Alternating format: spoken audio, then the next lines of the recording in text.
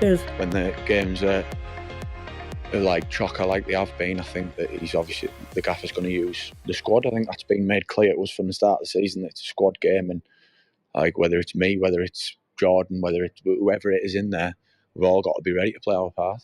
You've not been carrying a knock or anything, have you? No. Good. You got on the score sheet, so did Ev today, and again, 2 now for him. On a sort of a positive note in that regard, how pleased are you for him to see him now contributing alongside you in that I'm midfield? over the moon for him. I think it was a bit of a monkey on his back, to be honest. I think that the gaffer explained it was early in the season. I think I said here that you need to produce in that position. It's a very attacking position. You find yourself in a lot of positions like we have done. It was one in the second half I should probably shoot, and I think you've got to show return. You've got to, whether that be goals, assists, goal involvements, and I'm just so glad for Ev because he's a quiet lad. He does everything right, and he's been desperate for it. So it's massive, and it'll come hopefully now. He's got one. Obviously, he's got another one. Hopefully, many more. Thoughts on Bradford on Saturday? What's it like going there to play?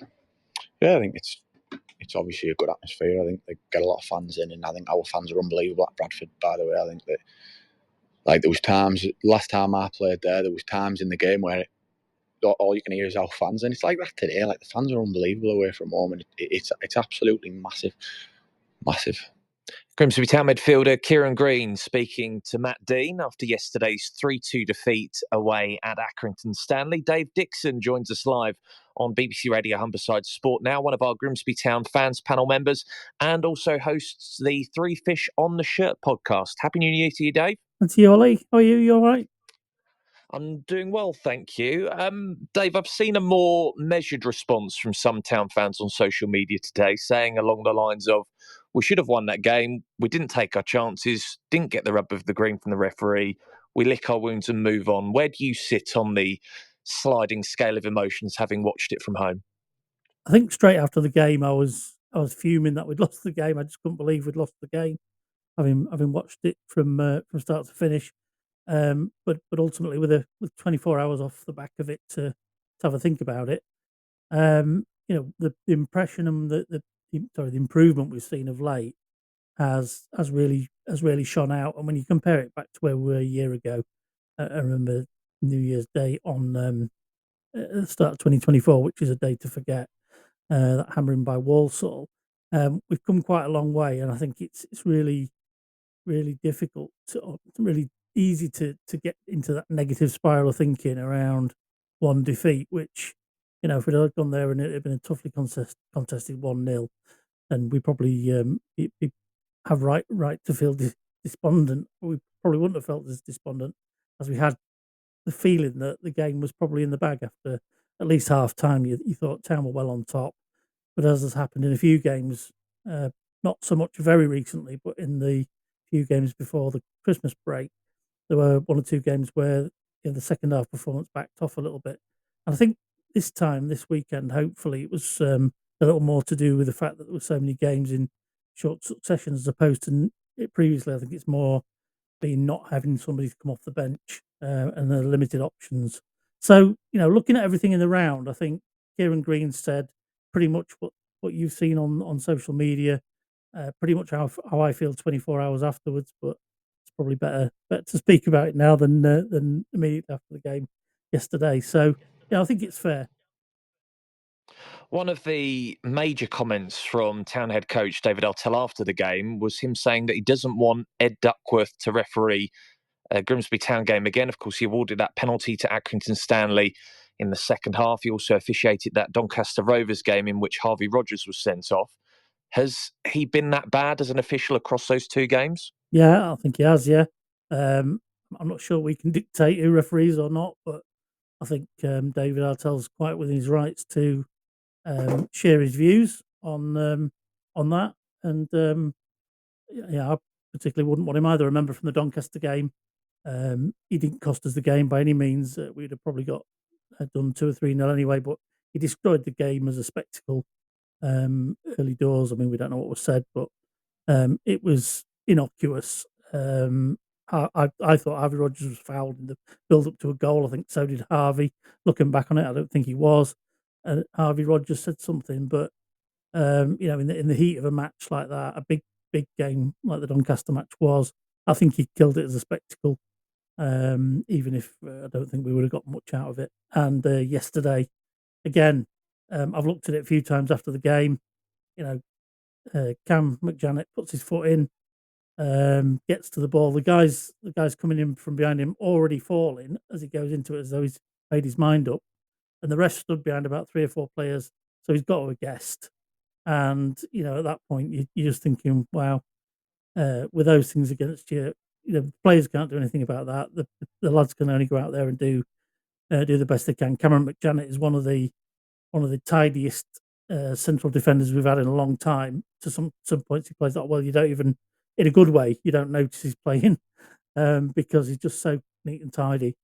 And for him to give that away, I felt for him a bit because it didn't deserve a penalty. And I can see every frustration and every point of view from the town coaching staff side on that.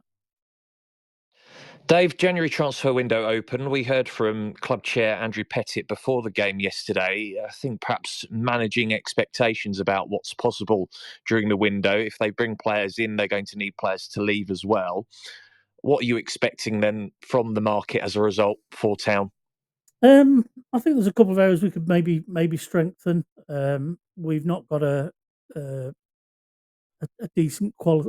Really, I don't mean this in a harsh way. We've got a young lad, a second keeper, so I think there's possibly an option to put pressure back on Jordan Wright. Yesterday's third goal, looking at him a little bit around that again. So probably a bit of competition for places might not go amiss in the goalkeeping department. At the back, we're fairly well served, left and right. In the centre, we've got Doug Tarm to come in. For either Rodgers or McJanet, should anything go wrong.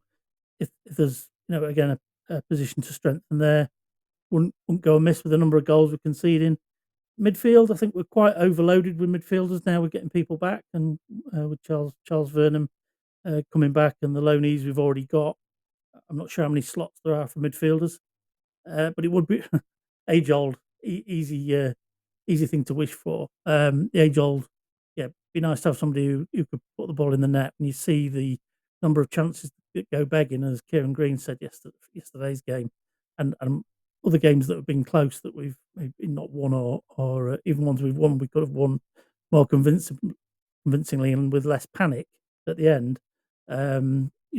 We would give ourselves more confidence if we had somebody who could more confidently put the ball in the net. But again, those are at a premium at this level. So if you get one that's proven, it's going to cost you a lot of money, which we've already said we don't have. And in terms of picking up somebody from the lower levels, maybe unproven, it's a bit of a risk. So we've got to pick somebody up that can improve us, but it's difficult. The difficulty is finding that player on the outgoing situation. I wonder if there's an opportunity to get Donovan Wilson to look at his options. And I mean, I don't know whether he's injured or whether he's just his head's not in it. But every time he gets an option, an option to play seems to be out. Whether he's going to remain at the club much longer, it's yet to be seen. And Rakeel Pike, wondered if he was coming back to be in the shop window to show that there's a player there that's been playing recently. If he wants to move on to free up some funds for others coming in, because at the end of the day, those two particular players haven't spent enough time on the pitch for Town, and the club, like the finances of Town, we need players to be here, and all players get injuries from time to time. And I know sometimes it's unlucky, but those two players have been consistently missing. I don't think we can afford that. Indeed, we'll see how the next month pans out. Dave, thanks for your time tonight. Dave Dixon, one of our Grimsby Town fans panel members, also hosts the Three Fish on the Shirt podcast. A few of your messages coming in, of course, Rugby League, Hull Kingston Rovers.